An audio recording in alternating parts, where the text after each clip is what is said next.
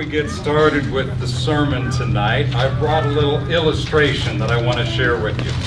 Some of you that have known me for a while know that for many years I actually entertained as a magician. But during that time, I also would go to a lot of churches, camps, vacation Bible schools, things like that. And I would use these little illustrations or illusions as parables to teach the truth of the gospel of salvation through Jesus Christ. And so I brought one of those tonight, and I'm going to share it with you, but I'm going to start out by reading a verse here.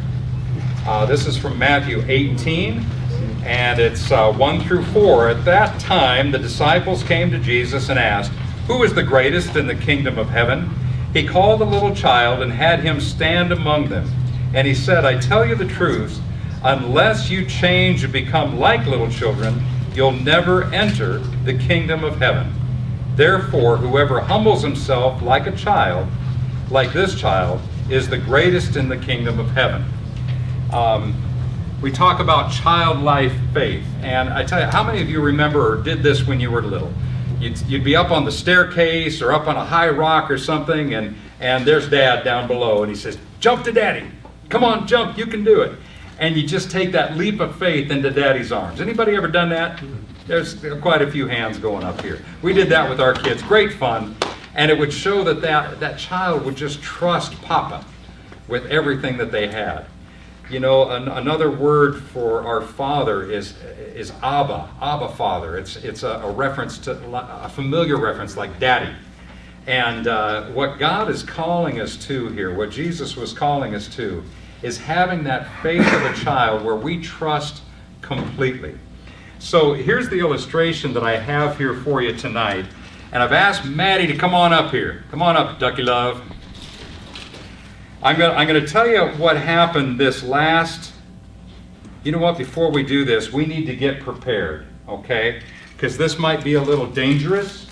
So I brought some special safety glasses for you so we don't get hurt, okay? You're my volunteer tonight.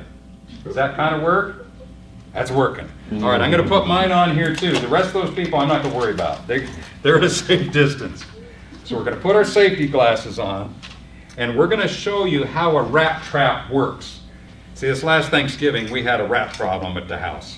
We had this big old furry pack rat about this long, and he got into our house, so I fixed him. We set a rat trap. Like I said, we had a rat problem. We no longer have that rat problem. These things are powerful. I mean, once that rat was trapped, he wasn't getting away. Now here's the safety glass thing. I'm going to set the trap off, and let's be careful it doesn't hurt anybody. This goes down and it pushes that little button.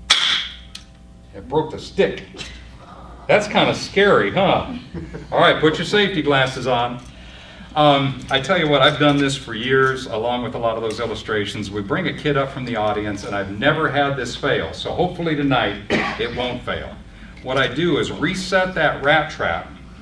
And the first thing we're going to do, Maddie, point to an adult right nearby here. Just point to somebody. Just any adult. I know it's not nice to point, but you got permission. Just point. How about that guy right there? Steve, would you be willing to just reach over here and put your finger right on that trap? Does that sound like a good idea? No? You're backing out? Steve, you're letting me down. If he pointed the finger at me, I'd be kind of stuck, but since you picked me up. You don't trust me? No, you don't. Well, I tell you what, guys, there's two lessons in this. For children, we go on to the rest of that verse, and it talks about the trouble that can be caused with a child's faith when it's placed in a wrong place and in human hands that will do harm. But that's not what we're talking about tonight. We're talking about a childlike faith to where they trust so completely. All right, reach right over there and hit the button. Hit it. Did it hurt? No. Why didn't it hurt? Because I took the springs off when nobody was looking. See that? Steve didn't see that. He didn't want to put his finger in there, did he?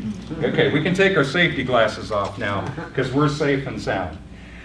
Guys, I've enjoyed these over the years because little simple illustrations like this that make us think. When you're up against something serious in life and you have a decision either to walk by faith or walk by sight, remember Jesus is telling us to have the faith of that little child. He is Abba Father. He is Papa. He's watching over for us. And he wants us to walk by faith. So that's our lesson. Give Maddie a big hand for helping us. Okay?